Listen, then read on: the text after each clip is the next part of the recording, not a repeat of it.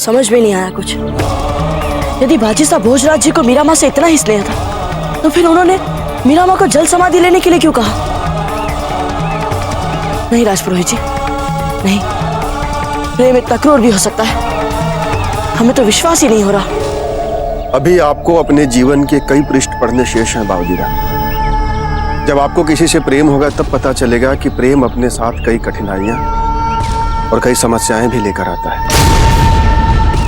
प्रत्येक व्यक्ति कई संशय, संदेह और पूर्वाग्रह के व्याधियों से पीड़ित होता है, और इस संदर्भ में भोजराज भी कोई अपवाद नहीं थे।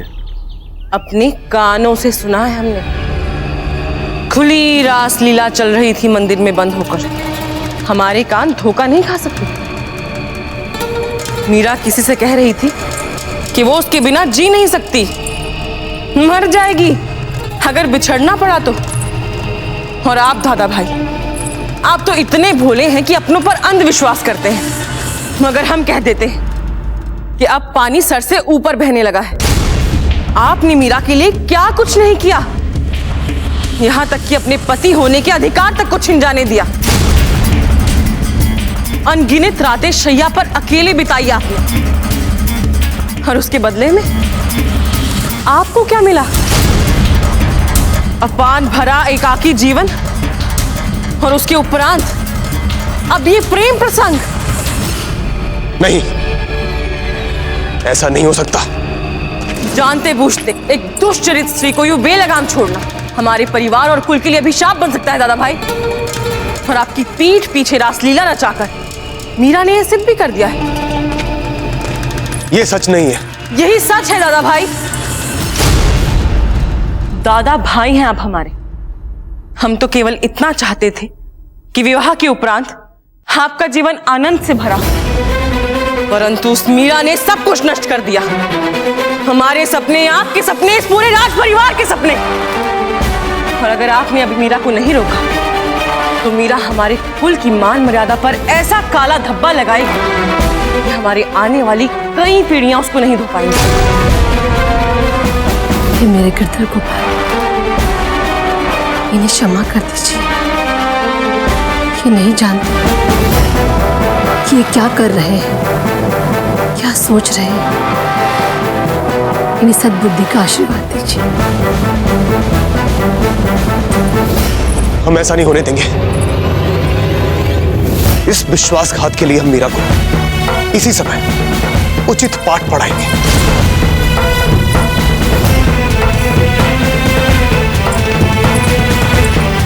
कुंवर भोजराज, क्रोध विवेक का शत्रु होता है।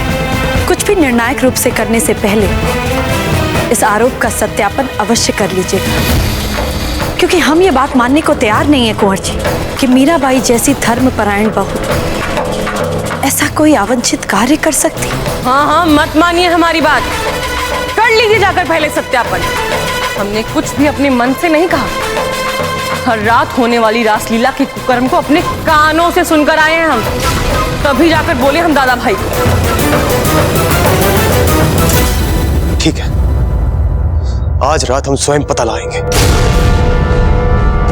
और उस रात भोजन करवाने के बाद भोजराज की शैया संवार के जब मीराबाई उनके कक्ष से गईं, तो भोजराज ने छिप के उनका पीछा किया।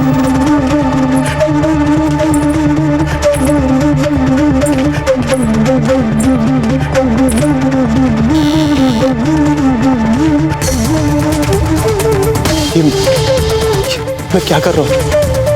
अपनी देवी समान पत्नी पर संदेह, ये हमें उचित प्रतीत नहीं हो रहा है। क्या हुआ दादा भाई, आप रुक क्यों गए? चलिए अंदर चलिए। क्या आपको सच का पता नहीं लगाना? चलिए हम आपके साथ चलते हैं।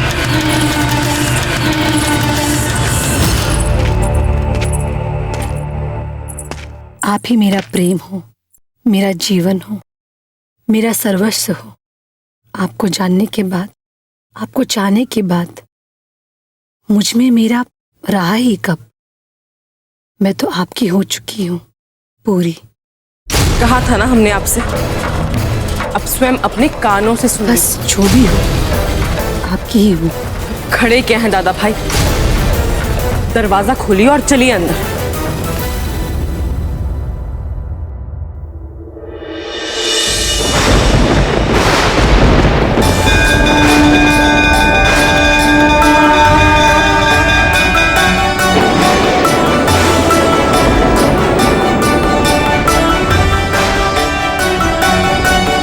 मनसा वाचा कर्मणा। अब तो बस मैं आप ही में लीन हो जाना चाहती हूँ गिरधर गोपाल। चित्त में मैं मिट चुकी हूँ और मेरे चित्त में सिर्फ आप ही आप। एक ही इच्छा है मोहन मुकुट वाले, सदा सदा के लिए हमें अपने शरणों में ले लीजिए गिरधर गोपाल।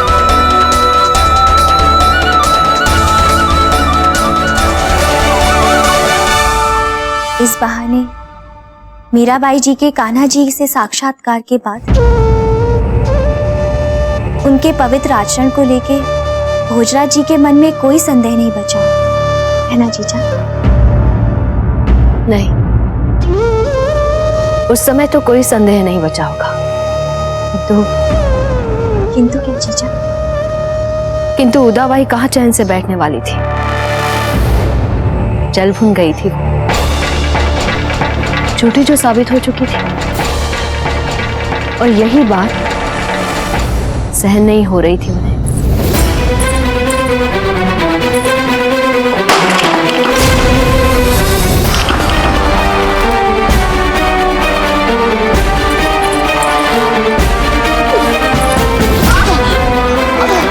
हमें झूठा साबित करना चाहती हैं? हमें नीचा दिखाने का प्रयास किया आपने? बताइए, काला जादू था क्या वो आपका? बताइए मीराबाई, बताइए। आज हमें अपने प्रश्नों का उत्तर चाहिए आपसे। उदा भाई, वो एक क्षण था जब हम अपने गिरधर गोपाल के साथ होते और वो हमारे साथ होते। यदि आपको हमारे गोपाल भक्ति के चरम प्रकाश से कोई भी कष्ट पहुंचा हो तो उसके लिए हम आपसे क्षमा चाहते। हमें क्षमा कर दीजिए। नहीं मीराबाई, आपको हमसे क्षमा मांगने की कोई आवश्यकता नहीं। किंतु आपने जो हमारे आत्मसम्मान को ठेस पहुंचाई, उसका आपको ऐसा दंड मिलेगा, ऐसा दंड मिलेगा कि आपको अपने जीवन तक से घृणा हो जाएगी। बहुत उछलती है ना आप दादा भाई भोजराज के बल पर, किंतु आपको बहुत जल्द पता चल जाएगा कि जो स्त्री अपने पति के साथ उसकी शैया तक बांध नहीं सकती, उस पति पर भी उस पत्नी का कोई प्रभाव नहीं है।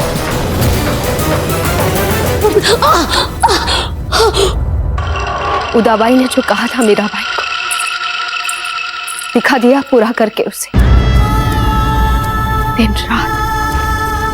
दिन रात भड़काती रही वो भोजराज को कि काला जादू करती है मीराबाई अपने पापों को छुपाने के लिए। देवी नहीं है वो डायन है, क्योंकि मीराबाई ने कृष्ण के प्रति अपने अगाध भक्ति के लिए कभी किसी को कोई स्पष्टीकरण नहीं दिया था। इसी बात का लाभ उठाकर उदाबाई ने मीराबाई के प्रति भोजराज के मन में विष घोलना आरंभ कर दिया।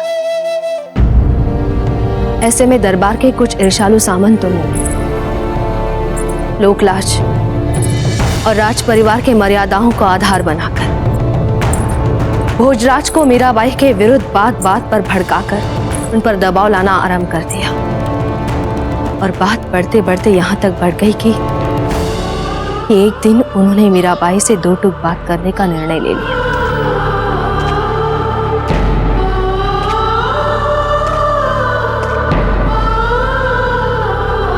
मीरा जी, आपसे कुछ बात करनी थी।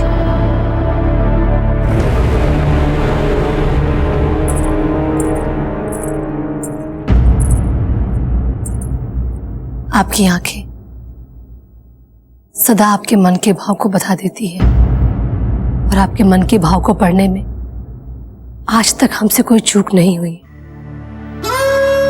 फिर भी आप जो कहना चाहते हैं कह दीजिए। हम थक चुके हैं लोगों के ताने सुनते सुनते। आप जिस तरह का जीवन व्यतीत कर रही हैं, ऐसा जीवन हम जनसाधारण के संसार के साथ मेल नहीं खाता। कितना प्रयास करें, कितना, कोई सामंजस्य नहीं बैठा।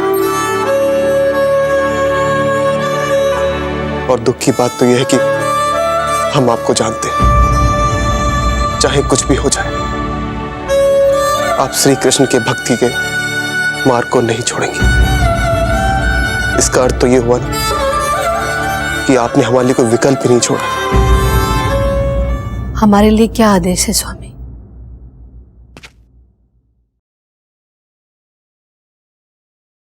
राजघराने की मान मर्यादा की रक्षा के लिए हम आपको आदेश देते हैं कि आप जल्द समाधि ले लें।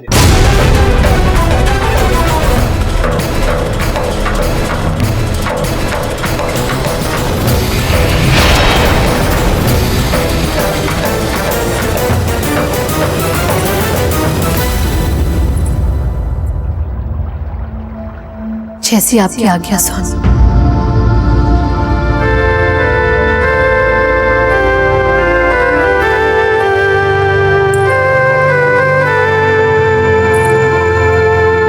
स्वामी,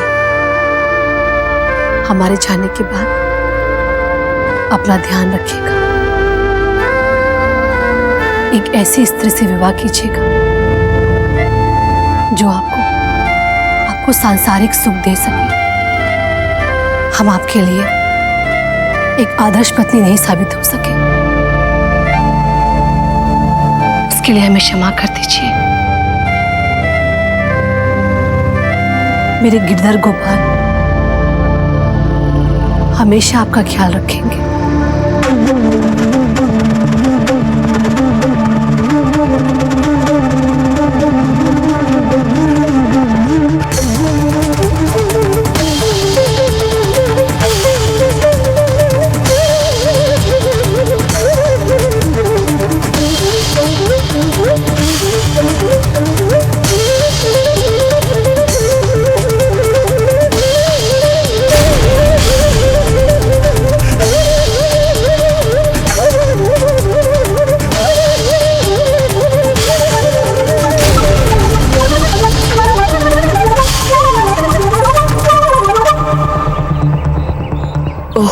मीरा माँ, क्या कर दिया हमारे पूर्वज ने आपके साथ?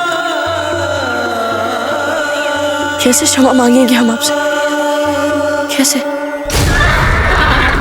क्या जल समाधि? आप हमारे साथ मजाक कर रहे हैं मियां तानसेन? इसका मतलब आप हमें इतनी दूर उससे मिलने के लिए लेके जा रहे हैं जो कब की मर चुकी थी। आपकी इतनी जुर्रत, किंतु जहांपना, मैंने ऐसा कब कहा कि मीरा माँ मर चुकी है? मैंने तो ऐसा कदापि नहीं कहा। बेवकूफ समझते हैं आप हमें? ये सब जानते हैं कि जो जल समाधि लेता है वो मर जाता है। साधारण इंसान मर जाता है जहांपना। साधारण नश्वर इंसान पानी में समाधि लेकर मर जाते हैं, किंतु मीरा माँ नहीं। क्या मतलब है आपका? उस दिन जो हुआ उसे आज तक कोई नहीं समझ पाया, और जो चमत्कार कोई नहीं समझ पाया वो भला मैं आपको कैसे समझा सकता हूं?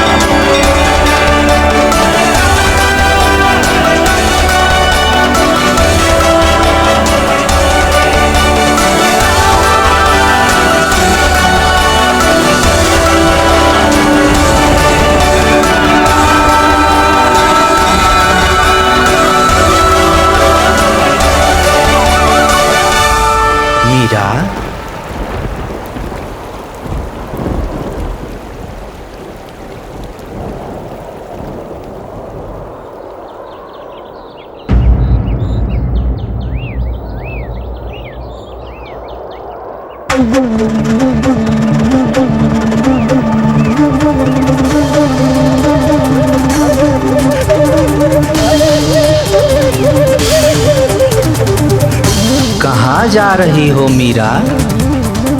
सदा सदा के लिए आप में विलीन होने। हमारा संबंध इस संसार को स्वीकार नहीं है प्रभु। जग छोटे हरि मिलते हैं। तुमसे मिलना है तो वृंदावन आ जाओ। प्राण क्यों त्याग रही हो? इन प्राणों में तो हम हैं।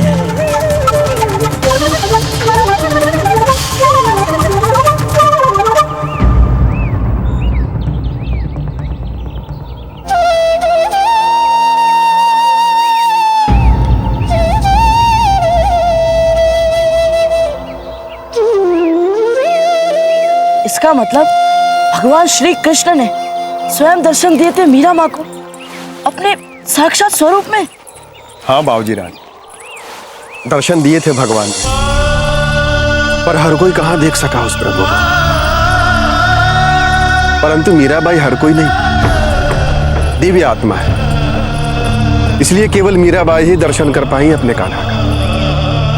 ईश्वर के साक्षात स्वरूप का तेज इतना प्रबल होता है कि साधारण जन तो उस तेज को सहन ही नहीं कर सकता। उसे पचाने के लिए उच्च कोटि की भक्ति चाहिए, और मीराबाई की कृष्ण भक्ति तो ऐसी है कि वे स्वयं कृष्णमय हो गई है।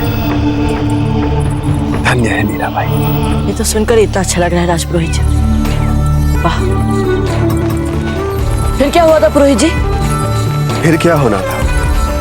मीराबाई ने अपने आराध्य का आदेश माना और चल पड़ी वृंदावन। वृंदावन? तो फिर हम द्वारका क्यों जा रहे हैं? क्योंकि इस समय मीरा माँ द्वारका में ही है। वे तो एक महान भक्त है, एक दिव्य आत्मा है।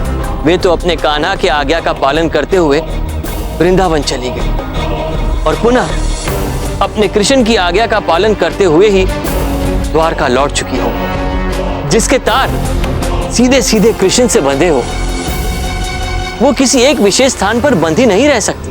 मीराबाई के बारे में इतना सब कुछ बताने के लिए शुक्रिया मियां तानसेन। अब तो उस सूफी औरत के दीदार के लिए हमारे बदन की एक एक रग फड़फड़ाने लगे। गौर से सुनो सब। अब हम द्वारका तक के सफर में बीच में कहीं नहीं रुकेंगे। परंतु शहंशाह, हमारे घोड़े भूखे प्यासे हैं, इन्हें तो कुछ दाना पानी देना ही होगा। नहीं मियां तानसेन, इन घोड़ों को भी पता होना चाहिए कि वो किसी आम इंसान को नहीं बल्कि शहंशाह हिंद को ले जा रहे हैं।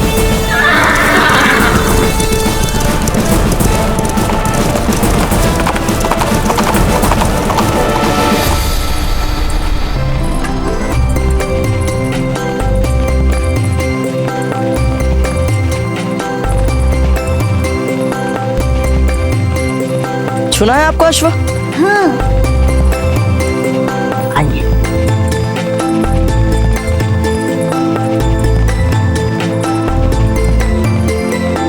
मैं माँ को जाके बताऊंगा कि मैंने घोड़े को छू लिया।